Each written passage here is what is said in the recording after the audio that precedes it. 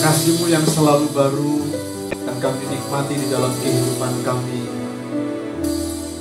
Dan saat kami berada di hadirat Tuhan, kami menyiapkan keberadaan diri kami, hati, pikiran, pendengaran kami buat apa yang Tuhan sampaikan kepada kami. Mari Bapa, Engkau menolong kami semua. Biarlah Engkau mengurapi dengan pengurapan yang baru. Kami semua hamba-Mu yang menyampaikan, seluruh umat Tuhan, jemaat RBC yang Engkau kasihi. Biarlah kami boleh mendapatkan pengurapan yang baru yang datang dari Engkau, sehingga kami boleh menangkap apa yang menjadi pesan Tuhan untuk kami lakukan dalam kehidupan. Terima kasih Tuhan Yesus, berkat-Mu melimpah atas kehidupan kami. Kami mengucap syukur berdoa. Kami menyambut kebenaran-Mu dengan penuh rasa antusias. Dan biarlah rasa haus dan lapar kami dipuaskan saat kami menyiapkan keberadaan diri kami baik. Terpujilah Engkau Bapa di surga. Demi nama Tuhan kami berdoa mengucap syukur. Haleluya. Amin. Puji Tuhan. Shalom Ibu Bapak yang saya kasihi dalam Tuhan Kristus. Shalom semuanya. Puji nama Tuhan. Bapak Ibu yang dikasihi oleh Tuhan, pagi ini kita akan berada kembali untuk di tema kita, tema tahunan kita tentang fokus. Dan bulan ini, minggu ini kita sampai ke obedient ya. Nah, supaya tidak lupa, mari kita akan bersama-sama perhatikan dengan baik untuk yel-yel kita ya. Saya mengundang untuk kita berdiri bersama-sama. Mari kita ingat, saya akan menyerukan fokus. Bapak Ibu katakan, yes, saya mau fokus. Faithful, setia, obedient, taat, care, peduli. Kemudian unity, kesatuan, dan serve, melayani. Kemudian kita akan teriakkan bersama-sama dengan keras, yes, fokus. Ya, siap ya? Oke. Fokus. Yes, saya mau fokus. Faithful, setia, obedient, taat, care, peduli, unity, kesatuan, serve, melayani. Yes, fokus. Oke, sekali lagi ya Bapak Ibu. Fokus, teriak. Yes, saya mau fokus. Faithful, setia, obedient, taat, care, peduli, unity, kesatuan, serve, melayani. Yes, fokus. Tepuk tangan buat Tuhan kita Yesus Kristus. Silakan duduk Ibu Bapak yang dikasihi oleh Tuhan. Biarlah kita menyiapkan diri kita dengan baik-baik, sehingga keberadaan diri kita sebagai orang percaya dalam naungannya, kita selalu ada dalam perlindungan, kasih, dan kuasa Tuhan dinyatakan dalam kehidupan kita. Pagi ini saya akan mengajak Bapak Ibu belajar dari satu topik kebenaran yang saya mengupasnya dari kitab 2 Raja-Raja pasal yang kelima, ayat 1 sampai dengan ayat yang ke-14. Di situ kita akan menemukan seorang perwira, seorang panglima yang bernama Naaman. Dan saya berikan judul khotbah saya pada pagi ini dengan satu judul, Taat Membawa Kemenangan. Taat membawa kemenangan. Mari kita baca bersama-sama. 1, 2, 3. Taat membawa kemenangan. Mari kita akan baca 2 Raja-Raja pasal 5 ayat 1 sampai dengan ayat yang ke-14. Demikian firman Tuhan. Naaman, panglima Raja Aram, adalah seorang terpandang di hadapan tuannya dan sangat disayangi. Oleh sebab itu, di hadapan tuannya dan sangat disayangi, sebab oleh dia Tuhan telah memberikan kemenangan kepada orang Aram. Tetapi orang itu pahlawan tentara sakit kusta. Orang Aram pernah keluar bergerombol dan membawa tertawan seorang anak perempuan dari negeri Israel. Ia menjadi pelayan pada istri Naaman. Berkatalah gadis itu kepada nyonyanya, sekiranya tuanku menghadap nabi yang di Samaria itu, maka tentulah nabi itu akan menyembuhkan dia dari penyakitnya. Lalu pergilah Naaman memberitahukan kepada tuannya, katanya, beginilah dikatakan oleh gadis yang dari Israel itu. Maka jawab Raja Aram, baik, pergilah, dan aku akan mengirim surat kepada Raja Israel. Lalu pergilah Naaman dan membawa sebagai persembahan 10 talenta perak dan 6.000 sikal emas dan 10 potong pakaian. Yang menyampaikan surat itu kepada Raja Israel yang berbunyi, sesampainya surat ini kepadamu, maklumkanlah kiranya bahwa aku menyuruh kepadamu Naaman pegawaiku, supaya engkau menyembuhkan dia dari penyakit kustanya. Segera sesudah Raja Israel membaca surat itu, dikoyakkannya lah pakaiannya serta berkata, Allahkah aku ini yang dapat mematikan dan menghidupkan, sehingga orang ini mengirim pesan kepadaku supaya kesembuhan seorang dari penyakit kustanya? Tapi sesungguhnya perhatikanlah dan lihatlah, ia mencari gara-gara terhadap aku. Segera sesudah didengar Elisa abdi Allah itu bahwa Raja Israel mengoyakkan pakaiannya, dikirimkannya lah pesan kepada raja, bunyinya, mengapa engkau mengoyakkan pakaianmu? Biarlah ia datang kepadaku, supaya ia tahu bahwa ada seorang nabi di Israel. Kemudian datanglah Naaman dengan kudanya dan keretanya, lalu berhenti di depan pintu rumah Elisa. Elisa menyuruh seorang suruhan kepadanya, mengatakan, pergilah mandi 7 kali dalam sungai Yordan, maka tubuhmu akan pulih kembali, sehingga engkau menjadi tahir. Tetapi pergilah Naaman dengan gusar sambil berkata, aku sangka bahwa sedang-sedangnya ia datang keluar dan berdiri memanggil nama Tuhan Allahnya, lalu menggerak-gerakkan tangannya di atas tempat penyakit itu, dan dengan demikian menyembuhkan penyakit kustaku. Bukankah Abana dan Parpar, sungai-sungai Damsik, lebih baik daripada segala sungai di Israel? Bukankah aku dapat mandi di sana dan menjadi tahir? Kemudian berpalinglah ia dan pergi dengan panas hati. Tetapi pegawai-pegawainya datang mendekat serta berkata kepadanya, Bapak, seandainya nabi itu menyuruh perkara yang sukar kepadamu, bukankah Bapak akan melakukannya? Apalagi sekarang ia hanya berkata kepadamu, mandilah dan engkau akan menjadi tahir. Maka turunlah ia, Naaman, membenamkan dirinya 7 kali dalam sungai Yordan, sesuai dengan perkataan abdi Allah itu. Lalu pulihlah tubuhnya kembali seperti tubuh seorang anak, dan ia menjadi tahir. Bapak Ibu, diberkatilah setiap kita yang senantiasa membaca, merenungkan, dan melakukan firman Tuhan dalam kehidupan kita. Kita menemukan seorang yang bernama Naaman. Bacaan kita pagi ini, Bapak Ibu Saudara yang dikasihi Tuhan, bagi Naaman yang adalah panglima perang Raja Aram, konsep kemenangan adalah ketika dapat mengatur strategi pasukannya dengan baik. Bagi Naaman juga bukan hanya mengatur strategi pasukannya dengan baik, tapi kemenangan ketika dapat memimpin pasukannya di tengah-tengah medan peperangan dengan strategi, dengan kuat dan tangguh ketika dia bertempur. Dan konsep kemenangan yang dihadapi, yang dialami selama ini seperti itu. Namun ketangguhannya sebagai seorang panglima tidaklah seperti yang pernah dia pikirkan ketika dia harus menghadapi sebuah pergumulan yang dihadapinya ternyata membuat Naaman tidak setangguh jabatannya ketika dia berada di medan peperangan, tidak setangguh jabatannya ketika dia disebut sebagai panglima Raja Aram. Bahkan dia adalah mungkin satu-satunya panglima yang paling disukai, dicintai, disenangi oleh rajanya.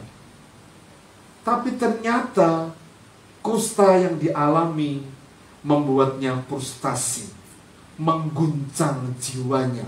Mengapa demikian? Mari coba kita analisa tentang kusta.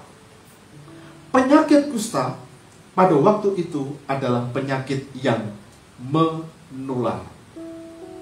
Penyakit yang menular.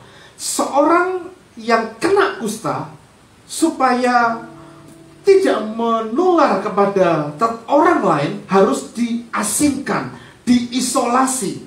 Dan ketika diasingkan, dia tidak diisolasi seperti teman-teman kita, saudara-saudara kita yang kena COVID di rumah sakit yang harus bayar dan kemudian di rumah dengan isolasi mandiri dan sebagainya. Tapi diasingkan di luar kota, ditempatkan di jauh dari luar kota dan jauh dari kerumunan penduduk, diasingkan. Dan bagi orang Israel, bagi orang-orang pada zaman masa itu, orang yang kena kusta itu adalah orang yang seperti kena dan dianggap kena kutuk. Dan itu dialami oleh seorang panglima, seorang yang ternama, seorang yang hebat, seorang yang tangguh, seorang yang bisa dapat mengalahkan, menaklukkan musuhnya ketika dia mengatur pasukannya dengan strategi yang dia milikinya. Ternyata ketika dia diperhadapkan kepada satu pergumulan kusta, membuat hatinya frustasi, membuat jiwanya goncang. Bapak ibu saudara yang dikasihi Tuhan, kusta membuat kehilangan semuanya, membuat Naaman kehilangan semuanya. Kusta membuat kehilangan semuanya, ada alasannya Bapak Ibu. Alasannya karena memang tadi diasingkan supaya tidak ketular. Dia kehilangan warganya, istri, anak, suami. Ya, kalau orang menderita kusta dia akan kehilangan itu karena diasingkan. Sampai betul-betul imam itu menyatakan orang ini tahir, baru kumpul. Sama seperti teman-teman kita yang kena COVID, harus diisolasi. Supaya apa? Supaya tidak menular. Dan kondisi seperti itu mengharuskan apa? Terpisah dengan istri, terpisah dengan suami, terpisah dengan anak, tangga, teman. Bahkan ternyata dia juga membuat kehilangan teman. Bisa jadi jabatannya tidak akan dia pegang lagi. Kehilangan pekerjaan, jabatan, dan kedudukannya kalau sampai kusta itu tidak dapat disembuhkan dari hidup Naaman. Bapak Ibu, alasannya macam-macam. Dia kehilangan semuanya. Sama seperti COVID-19, kusta ini juga dipakai untuk memurnikan hidup Naaman. Dipakai, diizinkan untuk memurnikan hidup Naaman. Mari kita coba perhatikan ayat 1 ini. Bagaimana luar biasanya seorang yang bernama Naaman. Dia panglima. Kalau panglima dia berarti punya kedudukan yang strategis. Kalau kedudukan strategis berarti income yang didapat juga signifikan. Dan dia seorang yang terpandang, artinya seorang yang dihormati di hadapan siapa? Rajanya, tuannya. Bahkan mungkin saja dia satu-satunya panglima yang dihormati, yang disukai, yang disayangi oleh rajanya. Tapi ternyata kusta membuat dia kehilangan semuanya.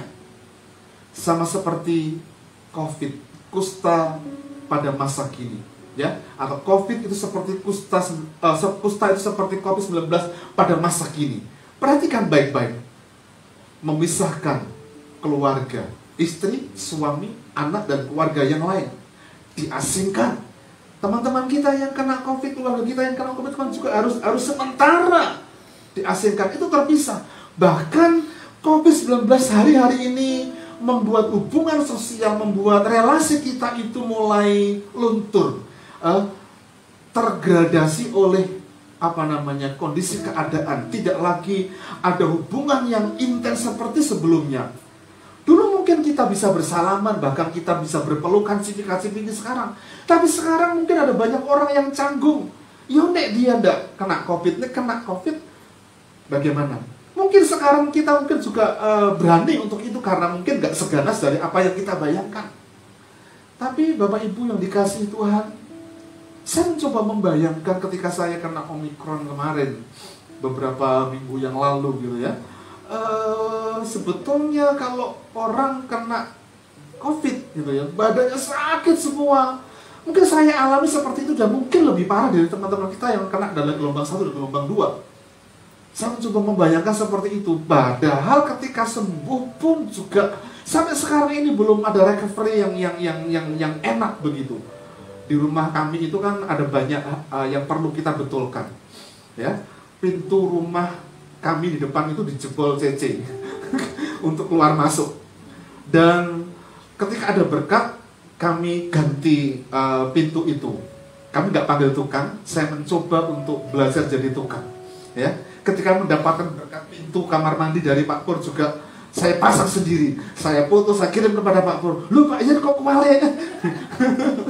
Enggak, saya memang pengen yang di bawah, yang ada apa ya, kotaknya di bawah itu tak taruh di atas. Karena saya coba ternyata nggak ketok dari luar, dari dalam juga nggak ketok. Maka saya pasang di atas gitu, aman. Saya mencoba memasang itu dan pintu kemudian saya copot, kemudian triplek tak keletek. Baru itu loh, rasanya enak awake. Kesel capek, seperti mengangkat beban yang berat begitu.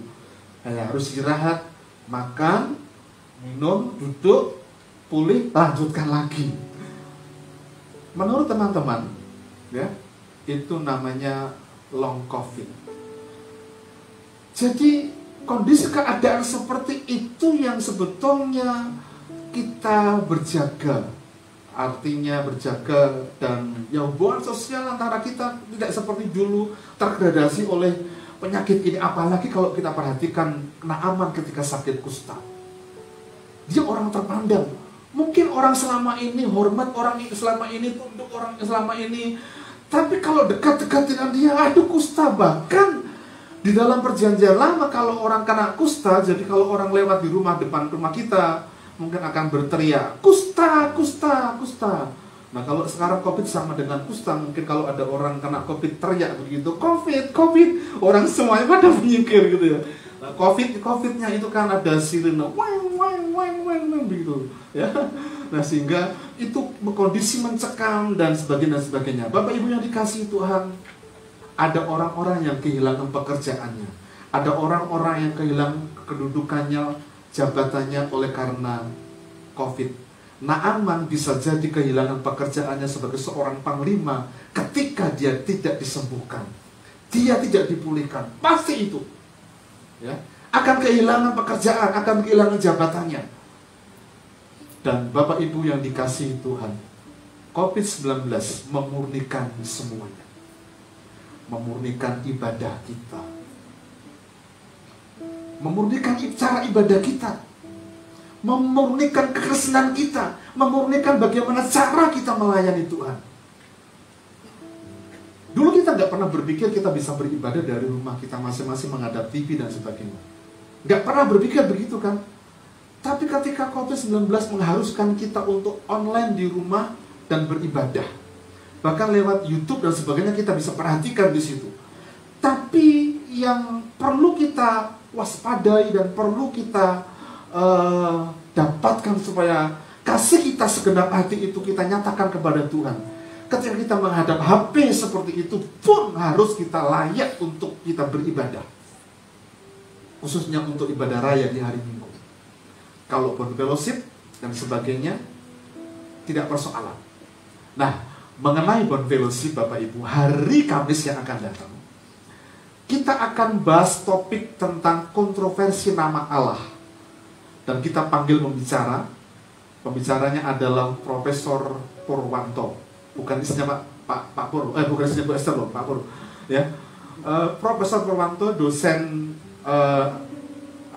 di arsitek ya, dosen arsitek dan setan sipil gitu di Unika. Dan salah satu dosennya Santika juga, teman baiknya Pak Danan, familinya Pak Danan. Dan saya sudah ngobrol banyak dengan dia. Mengapa muncul pembahasan itu? Karena bulan April yang akan datang itu ada satu pembicara yang sudah saya cancel. Sudah saya cancel karena berkenaan dengan aliran Yahweh yang dia ikuti. Sebetulnya kata Yahweh dan Yeshua HaMashiach dalam perjanjian lama itu tidak persoalan. Tidak persoalan. Tapi dari sisi historis itu, kalau membaca dari sisi historis, ketika kami diskusi dengan Profesor Purwanto kemarin, ternyata ketika seseorang atau gereja mengakui itu dan melupakan tentang esensi dari Yesus Kristus, bahkan menganggap orang lain salah, itu sebetulnya sebuah kemunduran yang sangat fatal. Karena apa? Ketika kekristenan itu dimulai pada zaman bapak-bapak itu dimulainya Alkitab, Perjanjian Lama, Perjanjian Baru, bahasa Ibrani, bahasa Yunani, kemudian dialihkan menjadi Septuaginta. Perjanjian Lama ditulis menjadi bahasa Yunani dan bahasa Yunani juga. Perjanjian Lama, Perjanjian Baru, itu Septuaginta.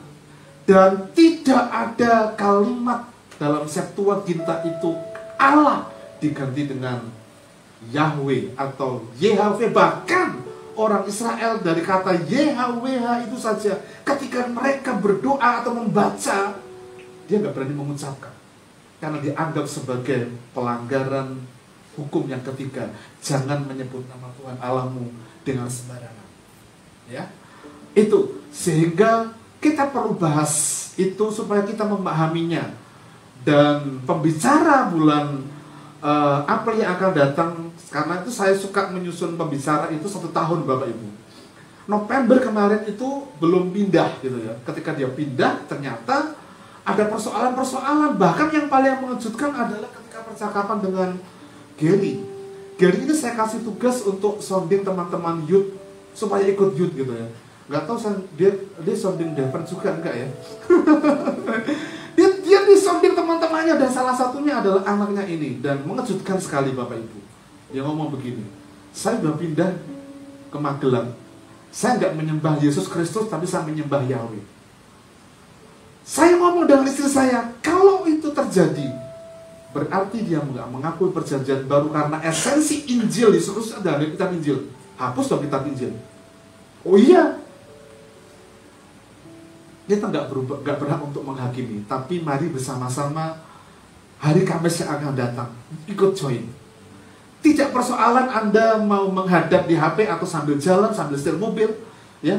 Kalau saya kirim japri itu berarti saya berharap Bapak Ibu bisa ikut, ya. Mbak Santi ketawa karena sering saya japri, ngantuk kakek produksi. Ya, mari kita lanjutkan. Yang memurnikan semuanya, bukan memurnikan kesenangan kita, ya. Cik Yeti jangan lupa ikut ya, karena kalau tokonya sudah pulang kasih ikut. Kecuali ada rapat seperti Noni. Oke, ada 3 langkah yang saya mau bagikan kepada Bapak Ibu semua. Ada 3 langkah ketaatan Naaman yang membawa dia mengalami kemenangan. Yang pertama Naaman, langkah pertama adalah dia mendengar saran dari seorang budak. Ayatnya, ayat 3. Berkatalah gadis itu kepada nyonyanya, sekiranya tuanku menghadap Nabi, menghadap Elisa yang di Samaria itu, maka tentulah Nabi itu akan menyembuhkan dia dari penyakitnya. Saran, usulan yang didapat ini adalah, masukannya adalah menghadap Elisa, Nabi itu, supaya disembuhkan. Dan yang memberikan saran adalah seorang budak, asisten rumah tangga. Bapak Ibu Saudara yang dikasihi Tuhan, kalau bicara tentang saran atau masukan, pada umumnya orang akan mendengar, kita akan mendengar jika masukan, saran itu adalah yang memberikan orang yang selevel atau bahkan orang yang ada di atas kita. Kalau masukan itu dari anak kita, dari asisten rumah tangga kita, kemungkinan besar ada banyak orang tidak bisa menerimanya dengan spontan. Oh, kamu tuh siapa sih? Kamu kan masih pupuk bawang. Aku ini loh sudah makan asam garam banyak gitu ya, sampai darah tinggi karena asam garam banyak gitu ya. Pada umumnya begitu. Bapak Ibu Saudara dikasih Tuhan, Naaman, panglima, seorang yang terpandang, seorang yang punya jabatan, punya kedudukan, mendapatkan masukan dari seorang yang juga sebetulnya dia anggap itu selevel, tapi ternyata mendapatkan dari seorang budak, wanita lagi. Wanita zaman itu tidak didengar, ya. Tapi kalau sekarang harus didengar. Apalagi kalau kalau kita sebagai suami tidak pernah mendengar ceriwisnya istri kita, bahaya. Ceriwisnya istri kita itu mengasihi loh, mencintai. Jangan pelerok gitu ya. Istri kita sudah itu mencintai, tapi kadang-kala kan gunduk begitu ya Pak Danan ya. Tapi ini yang terjadi, seorang wanita. Tetapi yang terjadi tidaklah demikian. Apakah mungkin karena Naaman sudah mentok, dia sudah berobat kemana-mana, dan dia mendapatkan jalan keluar? Ya Ustaz, tak dengarkan. Mungkin rajanya juga sudah memberikan solusi dan sebagainya, teman-teman juga memberikan solusi, tapi nggak pernah ada jalan keluar. Tapi ternyata dari seorang wanita, seorang budak memberikan masukan, memberikan saran, ternyata dia dengar. Bapak Ibu, Tuhan bisa memakai siapa saja, apa saja, dan situasi apapun untuk berbicara kepada kita. Perhatikan baik-baik. Sepertinya saran dan masukan itu yang dia dengar itu adalah suara Tuhan bagi Naaman. Karena apa? Tuhan itu bisa pakai apa saja, dalam situasi apa saja, bahkan siapa saja yang kita dengar, dan itu adalah suara Tuhan. Ketika kita menghadapi situasi usul dalam kehidupan kita, jangan buru-buru menyalahkan kondisi keadaan, jangan buru-buru menyalahkan orang lain. Ambil waktu teduh kita, apakah ada sesuatu yang memang kita perlu kerjakan dari Tuhan.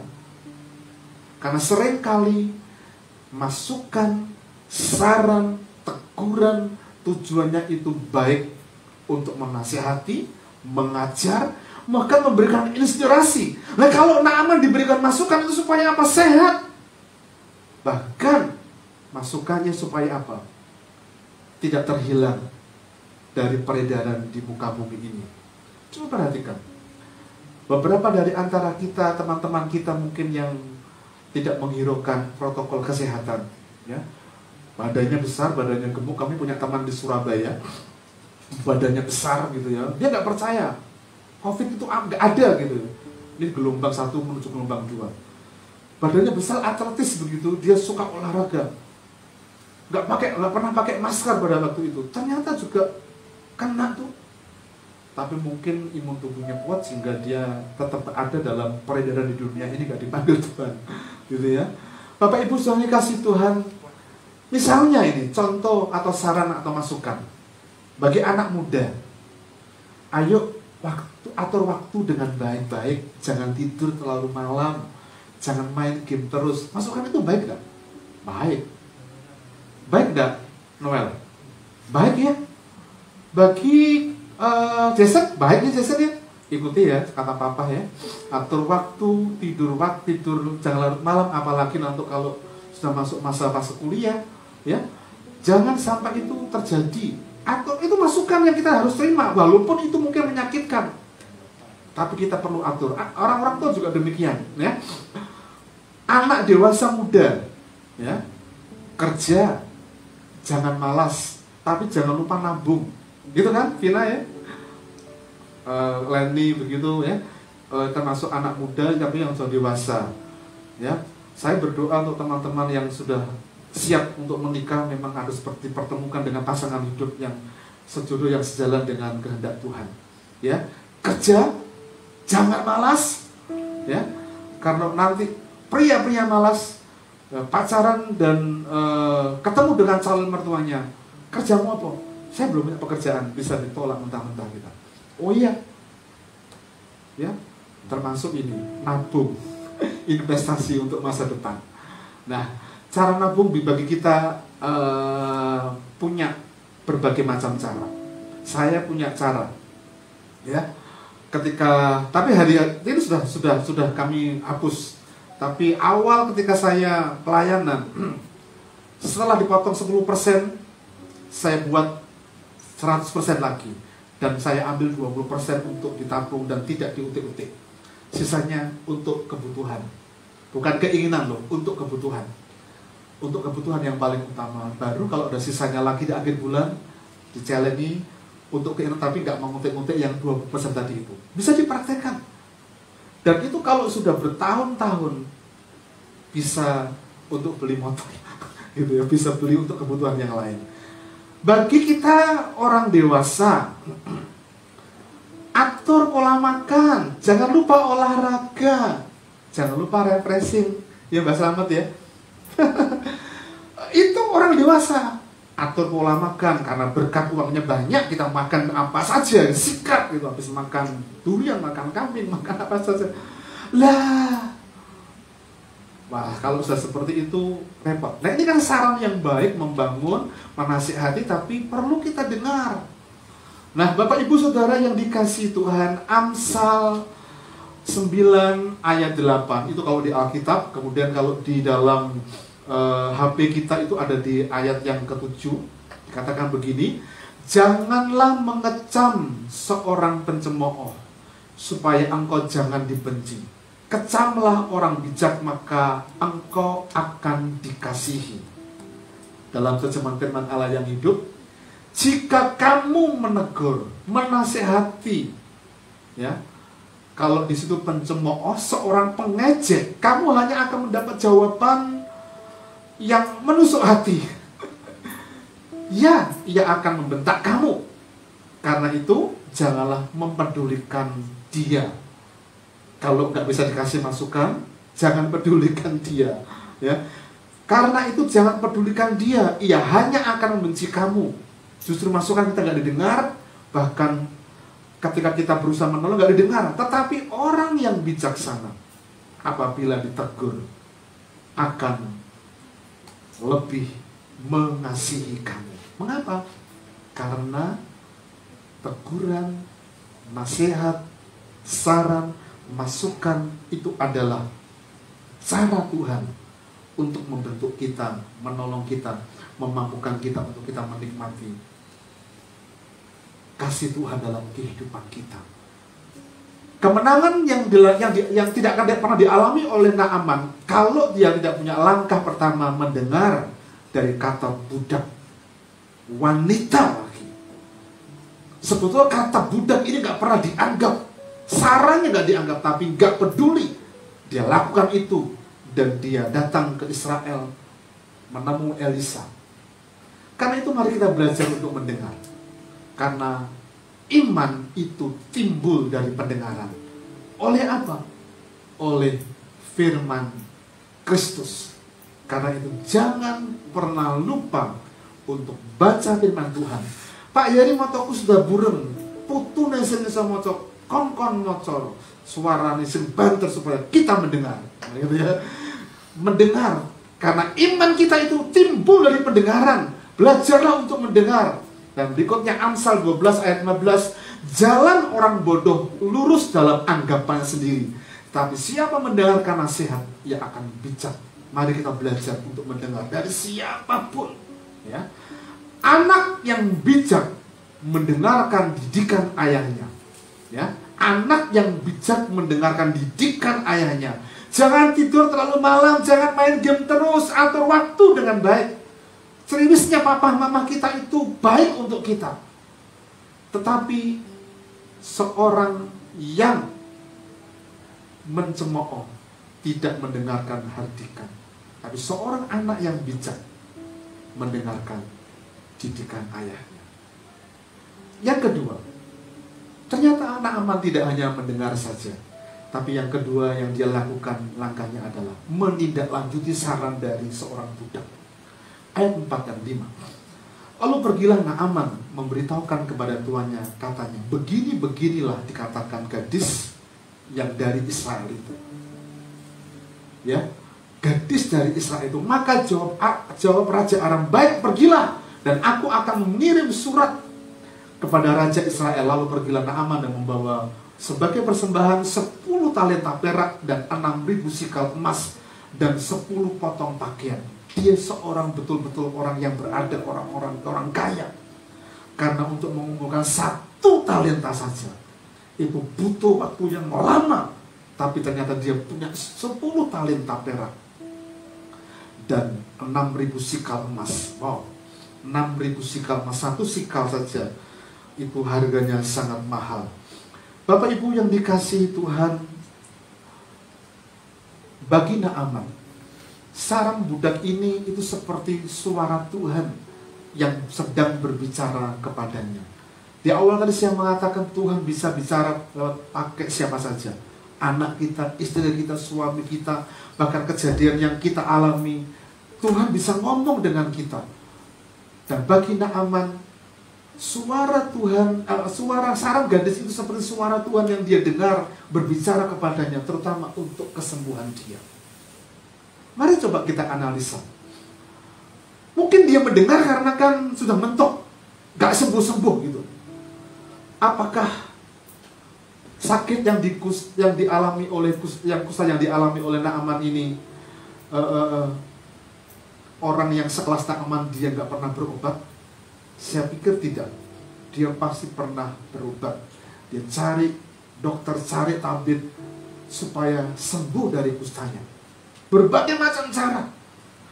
Bahkan ketika dia sebagai seorang panglima, dia harusnya tahu ada dokter di istana. Apakah tidak ada tabib di istana? Ada, dan mungkin saja Naaman telah mengobatinya, telah diobatinya. Tapi ya itu tadi, karena tadi itu loh, takut ketularan. Ya, kalau mungkin zaman itu ada APD, dia akan tanya kepada Pak Danan di toko kesehatan, ada enggak APD gitu.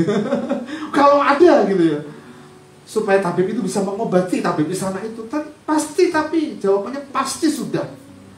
Tapi apa yang dilakukannya itu tidak memberikan jawaban. Karena Naaman tetap tidak sembuh. Tetap dia sakit kusta. Dia menderita, dia frustasi. Bapak Ibu yang dikasihi Tuhan, mendengar saran itu baik. Lebih baik lagi menindaklanjuti. Hei, nabung ya nyo, nabung nih, nabung. Itu kan saran, harus kita tidak lanjuti. Ya, untuk masa depan kita. Menindaklanjuti, yang dimaksud menindaklanjuti itu adalah melakukan sesuai apa yang dia dengar. Kalau iman itu timbul dari pendengaran, dan pendengaran itu oleh firman Allah, oleh firman Tuhan. Jadi ketika kita mendengar dan kita menindaklanjuti, berarti kita melakukan seperti apa yang dikatakan oleh firman Tuhan kepada kita. Dan kalau itu bicara tentang masukan, bicara tentang saran, dan kita menerimanya, jangan sampai kita mentok seperti Naaman baru kita mendengar saran. Walaupun saran itu datangnya dari anak kita, datangnya dari orang yang tidak selevel dengan kita, tapi mari belajar untuk mendengar dan menindaklanjuti. Supaya apa? Ada kemenangan yang memang Tuhan sediakan bagi kita orang-orang percaya. Ketaatan seseorang itu ditentukan bagaimana menindaklanjuti apa yang dia dengar. Entah itu masukan dari orang tua, dari teman, dari hamba Tuhan pendetanya, gembalanya, gembala mendapat masukan dari jemaatnya. Dan kalau itu ditindaklanjuti, maka itu seorang yang taat, dan kita akan menikmati bagian-bagian yang Tuhan nyatakan dalam kehidupan kita. Dan langkah kemenangan, langkah tindak lanjut itu menentukan kemenangan kita selanjutnya dalam hal apa saja. Dan kalau bicara tentang tindak lanjut, apa yang kita dengar ditindaklanjuti itu merupakan sebuah tindakan. Perhatikan baik-baik. Ketika kita percaya saja, mendengar dan kita percaya lewat mulut kita, tidak cukup. Kita perlu tidak lanjut dengan apa? Beribadah. Dengan cara bagaimana? Datang di gereja. Kalau sudah ambil bagian dalam ibadah, kita perlu melayani. Dan itu bentuk iman, bentuk percaya kita yang absolut kepada Bapa kita di surga. Yakobus pasal 2 ayat 24 sampai dengan ayat 26 mengatakan begini, perhatikan baik-baik. Jadi kamu lihat bahwa manusia itu dibenarkan karena perbuatan-perbuatannya dan bukan hanya karena iman. Dan bukankah demikian juga Rahab, pelacur itu, dibenarkan karena perbuatan-perbuatannya ketika ia menyembunyikan orang-orang yang disuruh itu di dalam rumahnya, lalu menolong mereka lolos melalui jalan yang lain. Ketika orang Israel mau masuk ke tanah Kanaan harus mengintai dulu. Musa menyuruh beberapa orang untuk mengintai. Dan para pengintai itu sebetulnya diketahui oleh orang-orang Kanaan. Dan ternyata disembunyikan oleh siapa? Rahab. Dia dibenarkan. Dan Rahab bersama dengan keluarganya tidak terjadi pembantaian seperti yang dialami orang-orang Kanaan oleh orang Israel. Dan selamat Rahab ini. Karena apa? Dia menyembunyikan, dia berbuat sesuatu, dia menindaklanjuti. 26. Sebab seperti tubuh tanpa roh adalah mati, demikian juga iman tanpa perbuatan adalah mati. Ini tindak lanjut yang saya maksudkan, supaya kita mengalami kemenangan. Mendengar, menindaklanjuti, ini adalah bukti ketaatan, dan itu langkah awal untuk kita menikmati kemenangan di dalamnya. Dan kita menikmati oleh karena pertolongan Tuhan. Mari kita belajar. Kita beriman tidak hanya percaya lewat mulut kita, mengakui Yesus Kristus adalah Tuhan, tidak. Tapi kita perlu tidak lanjuti. Ketika kita tidak lanjut di gereja, kita beribadah, kita melayani Tuhan dengan kemampuan, bakat, dan talenta yang Tuhan percayakan kepada kita. Dan kita menikmati kemenangan, sukacita, sejahtera, bahkan hal-hal yang lain yang kita akan dapatkan dari Tuhan yang sebelumnya kita gak pernah pikirkan, gak pernah muncul di hati kita, gak pernah terbayangkan Tuhan akan sediakan bagi kita ketika kita ambil bagian dalam seluruh kehidupan kita. Bertindak, menindaklanjuti dalam iman, dan tindak lanjutnya dalam perbuatan. Yang ketiga dan yang terakhir, langkah ketaatan Naaman yang membawa dia mengalami kesembuhan dan kemenangan. Yang ketiga adalah dia harus berusaha menanggalkan. Menanggalkan apa? Gengsinya, egonya. Ayat 13 sampai dengan ayat yang ke-14 mengatakan, perhatikan baik-baik. Tetapi pegawai-pegawainya datang mendekat, serta berkata kepadanya, Bapak, seandainya Nabi itu menyuruh perkara yang sukar kepadamu, bukankah Bapak akan melakukannya? Bukankah Bapak akan melakukannya? Apalagi sekarang ia hanya berkata kepadamu, mandilah dan engkau akan menjadi tahir. Ayat 14, maka turunlah ia membenamkan dirinya 7 kali dalam sungai Yordan, sesuai dengan perkataan abdi Allah itu. Lalu pulihlah tubuhnya kembali seperti tubuh seorang anak, dan ia menjadi tahir. Menanggalkan gengsinya. Tuhan memberikan kusta kepadanya. Sebetulnya memurnikan Naaman, membentuk Naaman, mengajar Naaman. Untuk apa? Tidak sombong dengan atribut yang dimilikinya. Dia seorang yang terpandang, panglima, bahkan disayangi, dikagumi, punya kekayaan banyak. Dan itu atribut semua yang dimiliki oleh dia. Kalau itu terjadi, kira-kira dia mempertahankan atributnya, saya bisa memastikan dia nggak pernah mengalami kemenangan dan kesembuhan terjadi dalam kehidupannya. Jika Naaman berespon salah, apakah akan terjadi mukjizat? Halo? Tidak. Jika Naaman berespon salah, tidak akan pernah terjadi mukjizat. Mari coba kita bayang. Perhatikan ayat ini. Tetapi pergilah Naaman dengan gusar. Dalam terjemahan firman Allah yang hidup, marah banget, sambil berkata, ketika marah mungkin sambil bergumam, aku sangka setidak-tidaknya ia datang keluar dan berdiri memanggil nama Tuhan dan menggerak-gerakkan tangannya di atas tempat penyakit itu, dan dengan demikian penyakit itu akan sembuh. Bergumam, ngomel begitu. Kalau dia punya respon seperti itu, saya bisa memastikan bahwa tidak akan pernah terjadi kesembuhan.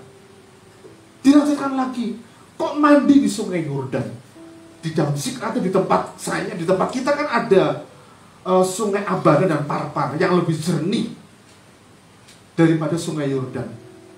Saya mencoba mencari tahu dari kamus Alkitab dan berbagai sumber.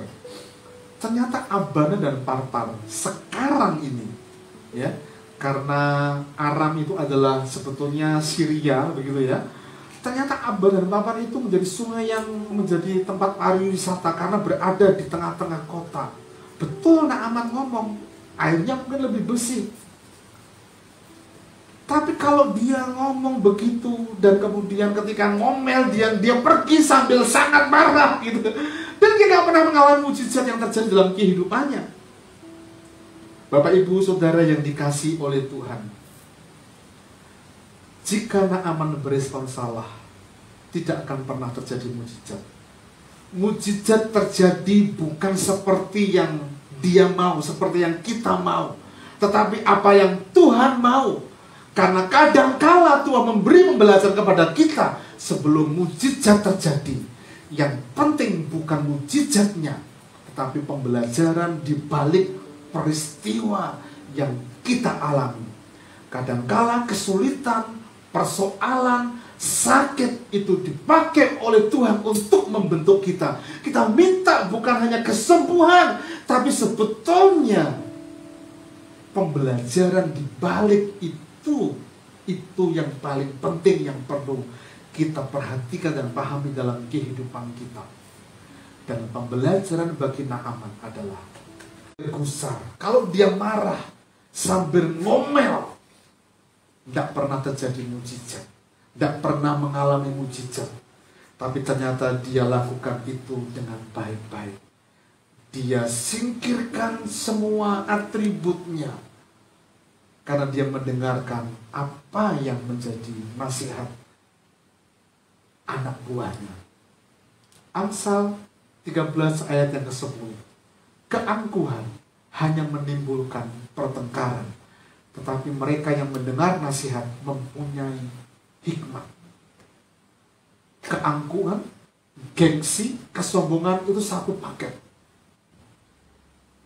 Kalau respon Naaman tadi marah, berarti dia nggak mendengar apa yang menjadi saran Nabi itu.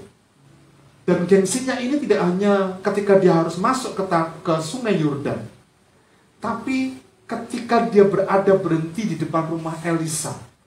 Elisa itu suruh pembantunya yang namanya Gehazi, tolong ya Nang, tolong ya Nyo, sampaikan kepada panglima itu, suruh mandi dan membenamkan dirinya 7 kali. Ngomong, pembantunya yang ngomong, bukan Elisa. Makanya dia marah. Dan di situ terjadi perdebatan emosi. Tapi ternyata dia tidak lakukan itu. Karena dia mendengar dan menindaklanjuti. Sehingga terjadi mujizat. Dia tanggalkan keakuannya. Dia tanggalkan gengsinya. Bapak Ibu Saudara yang dikasihi Tuhan, kadangkala Tuhan menginginkan untuk kita habiskan atribut kita. Habiskan keangkuhan kita. Habiskan kesombongan kita. Untuk apa? Sesuatu yang berharga yang Tuhan akan berikan dalam kehidupan kita sebagai anak-anak Tuhan. Naaman mendengarkan dengan baik apa yang menjadi saran Bapak. Seandainya Nabi itu menyuruh perkara yang sukar kepadamu, kepada Bapak, bukankah Bapak akan melakukannya? Tetapi sekarang cuma disuruh mandi, mandilah Bapak. Perhatikan, lalu pulihlah tubuhnya kembali. Ketika apa? Ketika dia tanggalkan atribut gengsinya. Semuanya ditanggalkan. Yang pertama dia tanggalkan harus menerima saran dari seorang gadis, seorang budak tadi itu. Dia tanggalkan itu. Sampai di depan Gehazi juga dia harus tanggalkan sebetulnya. Di depan teman-temannya, di depan anak buahnya. Dia tanggalkan atribut. Dia rasa terpandang, rasa hormat. Dan dikatakan, lalu pulihlah ketika dia membenamkan dirinya 7 kali di sungai Yordan yang mandi. Gak peduli dia air itu kotor, gak peduli. Tapi dia benamkan tubuhnya. Dan terjadi kesembuhan. Yang menarik adalah, seperti tubuh seorang anak, ia menjadi tahir. Kemenangan dialami oleh Naaman. Kemenangan menjadi milik seseorang yang taat dan menanggalkan semua atribut Sekalipun itu masukan-masukan yang didengar bukan dari orang yang selevel, tapi dari anak, dari orang yang ada di bawah kita. Tapi masukannya ternyata memberi nasihat, mengajar kepada kita. Bapak, Ibu, Saudara yang dikasihi Tuhan, mari kita belajar. Kalau ada di antara kita yang rindu mengalami terobosan kemenangan hari-hari ini, mari kita dengarkan saran yang bersumber dari firman Tuhan. Tindak lanjuti. Dan kadangkala firman yang kita dengar itu untuk menanggalkan semua atribut kita, posisi kita, untuk kita menikmati kemenangan terjadi dalam kehidupan kita. Amin. Kita datang kepada Tuhan. Ku yakin Kau hadir di sini.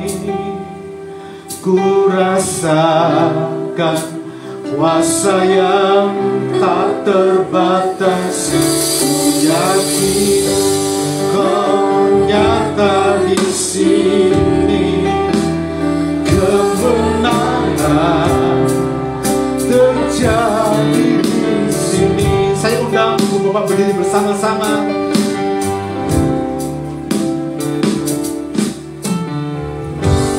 Ku menyembah dalam kudus hadirat-Mu. Mari kita mengakui tantangan. Mata kasih karunia-Mu Bapa.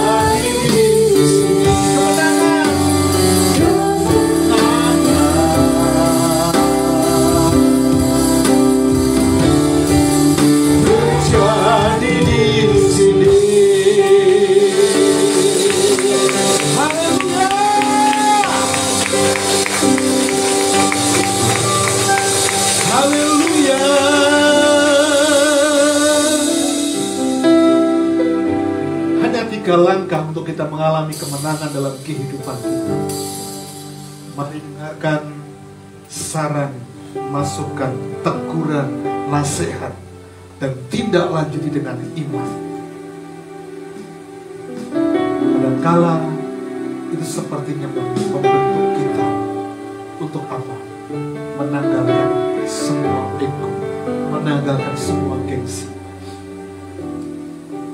Kemenangan itu akan menjadi milik orang-orang yang taat. Sama seperti Naaman. Ia mengalami kemenangan dari kegelisahan, frustasi, kegundahan jiwanya karena sakit yang diderita. Dia mengalami pemulihan. Terima kasih Tuhan Yesus. Engkau Bapa yang baik. Dari segenap keberadaan diri kami terus ada dalam pengaruh kasih dan kuasa Tuhan. Karena dalamnya kami menikmati pertolongan-Mu yang ajaib dalam kehidupan kami. Tuhan Yesus, mari Engkau menolong kami. Tanamkan firman-Mu di hati kami masing-masing Tuhan. Di hidup kami Tuhan.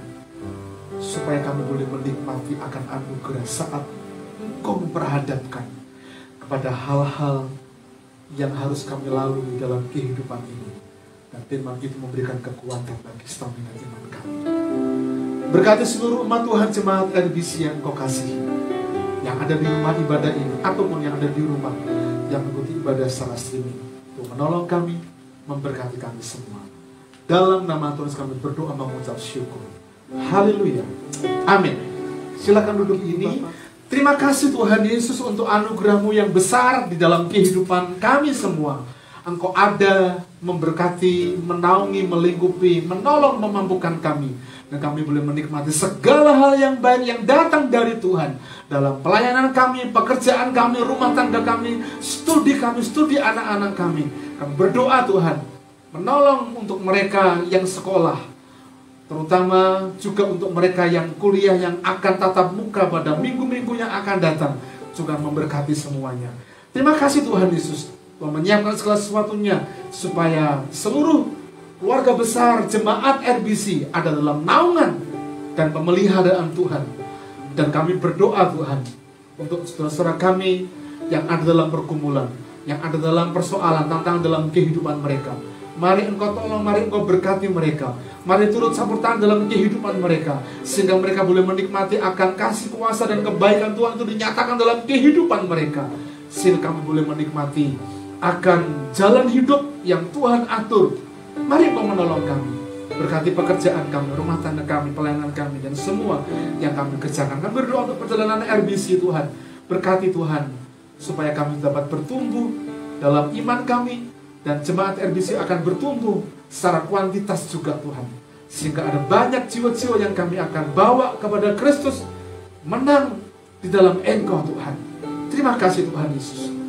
Berkati Tuhan Yesus untuk tanah Semarang Indah dalam proses balik nama. Kami doakan untuk proses balik nama di tingkat DJM Tuhan. Kami berdoa biarlah Tuhan yang akan menolong, memberkati di dalamnya. Semua orang yang terlibat mengurus hal itu, kami minta Engkau berbicara di hati, di hidup mereka. Sehingga proses balik nama ini tidak akan berlangsung lama, tapi akan berlangsung dengan cepat. Demikian juga untuk kepengurusan KRK dan langkah ke depan adalah IMB. Kami doakan Tuhan menolong, Tuhan campur tangan. Terima kasih Tuhan Yesus. Berkat-Mu melimpah atas kehidupan kami semua. Kami berdoa untuk anak-anak kami. Kami berdoa untuk keluarga kami. Biarlah kami selalu ada dalam dekapan Tuhan, perlindungan Tuhan. Semua kegiatan di RBC, Tuhan menolong, memberkati. Kegiatan doa, berfellowship, kegiatan Youth RBC, Kids RBC. Demikian juga kami doakan untuk persiapan panitia dalam menjelang acara Jumat Agung dan Paskah. Tuhan juga menyiapkan segala sesuatunya. Sehingga apa yang kami kerjakan, apa yang kami buat di RBC ini menyenangkan Tuhan. Bapak Ibu jemaat yang dikasihi Tuhan, angkatlah kedua belah tangan kita. Pandanglah Dia Bapa yang baik. Dia sumber berkat dan Engkau membawa berkat Allah. Berkat yang datang dari Bapa, dari Tuhan Yesus Kristus dan persekutuan dalam Allah Roh Kudus, yang senantiasa mencurahkan berkat kepada kita. Tuhan memberkati engkau dan melindungi engkau. Tuhan menghadapkan wajahnya yang kudus kepadamu dan seraya memberikan berkat sukacita. Berkat damai sejahtera dilimpahkan dalam kehidupan kita semua. Engkau akan menjadi kepala dan bukan ekor. Dan hidupmu akan terus mengalami progres naik dan tidak pernah turun, dan selalu diberkati oleh Tuhan. Kehidupan kita akan diberkati oleh Tuhan. Bahkan semua kita akan mengalami berkat Tuhan, seperti pohon yang ditanam di tepi air yang menghasilkan buah. Demikianlah hidup kita semua diberkati oleh Tuhan. Dari sejak pagi ini, besok, bahkan sampai kepada Maranatha, Tuhan datang menjemput kita semua. Dalam nama Tuhan kami berdoa mengucap syukur. Haleluya. Amin.